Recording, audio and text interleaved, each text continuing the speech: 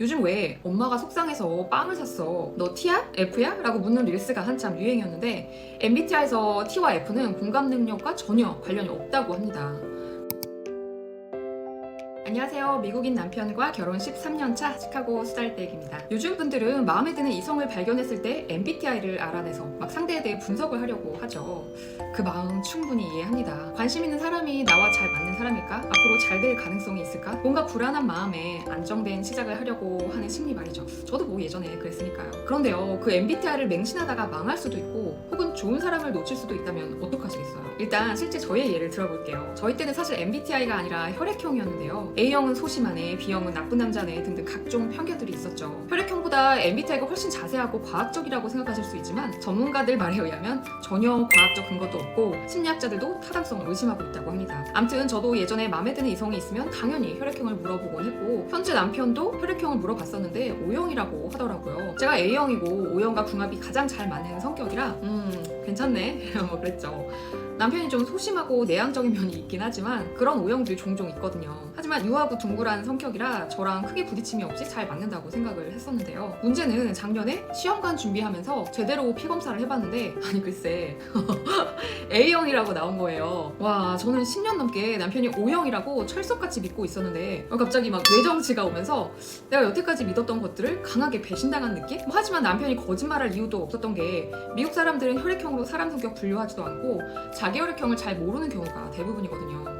유독 한국과 일본이 집착을 한다고 하죠. 하지만 만약에 제가 남편이 A형이라는 이유로 만남조차도 거부하거나 결혼을 안 했으면 어땠을까요? 저는 원석 같은 저희 남편을 놓치는 인생의 실수를 했겠죠. 아니면 그게 더 좋을 수도 있었으려나. 아무튼. 그리고 MBTI의 한계는 개인의 성격이 고정된 유형이라고 보는 경향이 있는데 현실에서 사람들은 시간이 지나면서 성격이 변하거나 다양한 상황에 따라 다른 모습을 보인다는 겁니다.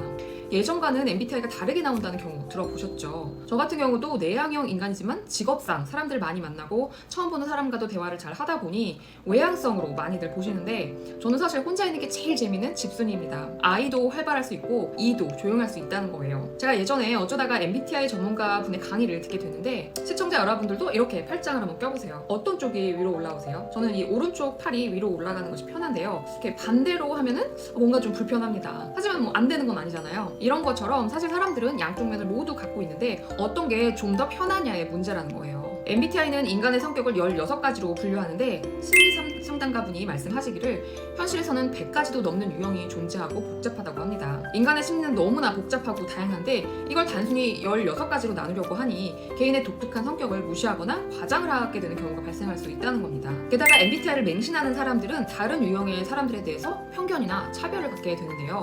이런 태도는 대인관계나 직장관계에서 불필요한 갈등을 일으킬 수 있습니다. 아, 쟤는 T라서 그래. 아, 나 T랑은 안 맞아. 뭐 이런 식으로 갈등을 사실적으로 해결하기보다 그냥 선입견에 빠져서 풀려고 시도도 안 하게 된다는 거예요. 이것도 심리 상담가 분이 말씀을 하셨는데 요즘 왜 엄마가 속상해서 빵을 샀어? 너 T야? F야? 라고 묻는 릴스가 한참 유행이었는데 MBTI에서 T와 F는 공감 능력과 전혀 관련이 없다고 합니다.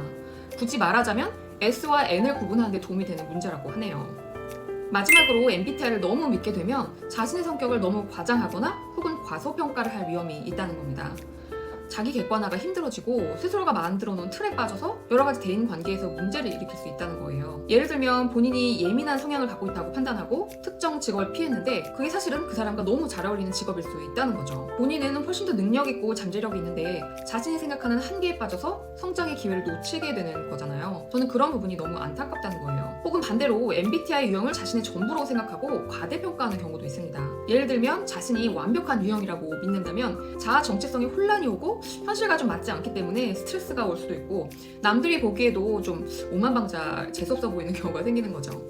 요약을 하자면 MBTI는 재미로만 즐기시고 절대 맹신하지는 마시라는 겁니다. 우리는 각자의 고유한 개성을 가지고 있고 또 각자의 성격은 복잡하고 다양하기 때문에 간단한 분류로 설명한다는 건 불가능한 일입니다. MBTI를 상대를 이해하고 나를 이해하는 유용한 도구로 활용하되 남을 판단하는 도구로 사용하지 마시고 개인의 다양성과 성장 가능성을 고려하셨으면 좋겠어요. MBTI를 절대적 진리로 받아들이기보다 사람들과의 대화와 경험을 통해 성격을 좀 더 깊게 이해하고 알아가시는 시청자분들이 되시길 바랍니다. 여기까지 시청해주셔서 감사드리고 그럼 저는 다음 시간에 또 뵙도록 하겠습니다. 안녕히 계세요.